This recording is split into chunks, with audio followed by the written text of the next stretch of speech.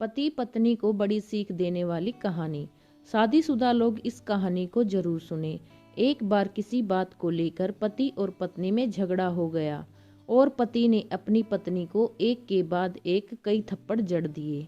पत्नी ने भी गुस्से में आकर पति की तरफ चप्पल फेंक कर मारी। पति ने इसे अपनी मर्दानगी का विषय बना लिया, जिससे बात और भी बढ़ गई। रिश्तेदारों ने भी आग में घी का काम किया। लोगों ने कहा, जो पत्नी अपने पति को चप्पल से मार सकती है वो ना ही तो वफादार हो सकती है और ना ही पतिव्रता। ऐसी औरत को घर से बाहर फेंक देना चाहिए। बीवी के पक्ष वाले भी पीछे नहीं रहे। उन्होंने कहा कि जो आदमी आज के जमाने में भी औरत पर हाथ उठाता है उसे तो जेल भेज देना चाहिए। दोनों पक्षों ने एक दूसरे पर कोर्ट में केस दर्ज करवा दिए। पति ने अपनी पत्नी पर चरित्रहीन होने का आरोप लगा दिया तो पत्नी ने दहेज का आरोप पति पर लगा दिया। अब दोनों एक दूसरे से अलग रहने लगे थे। 3 साल तक केस चलता रहा। पति और पत्नी की आर्थिक स्थिति भी अब ठीक नहीं चल रही थी। जिन्हें वो अपना शुभचिंतक और रिश्तेदार समझते थे, उन्होंने पैसे की बात आने पर मुंह मोड़ लिया। कोर्ट ने अपना फैसला सुनाया और फैसला वही आया जिसका सबको इंतजार था, डाइवोर्स। सभी खुश थे, दोनों पक्षों के रिश्तेदार, उनके माँ बाप और उन दोनों के वकील। लेकिन 8 साल की सुखद शादी और एक बेटा होने के बाद मिले इस डाइवोर्स से पति और पत्नी दोनों दुखी थे। पति पत्नी डाइवोर्स के बाद जब कोर्ट से बाहर निकले तो एक दूसरे के सामने आए। पत्नी ने पति से कहा, अब तो तुम खुश होगे ना, तुम्हारे मन की जो हुई है, मुबारक हो। तुम भी तो आज जीत गई हो। मुझसे तलाक तो तुम्हें भी मिल गया है। कॉन्ग्रेचुलेशंस टू यू टू, पति ने कहा। पत्नी ने पति से पूछा, तलाक को तुम जीत समझते हो? अब दोनों चुप थे।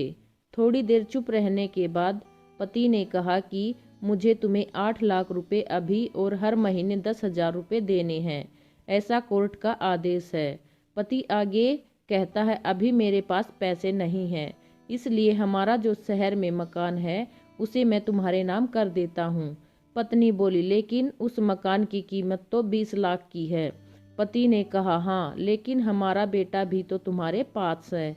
आगे खर्चे भी बढ़ेंगे, इसलिए तुम्हें ज्यादा परेशानी नहीं होगी। पत्नी बोली, नहीं नहीं, बस तुम 8 लाख ही देना। अगर 8 लाख नहीं है तो भी कोई बात नहीं। फिर दोनों चुप हो गए।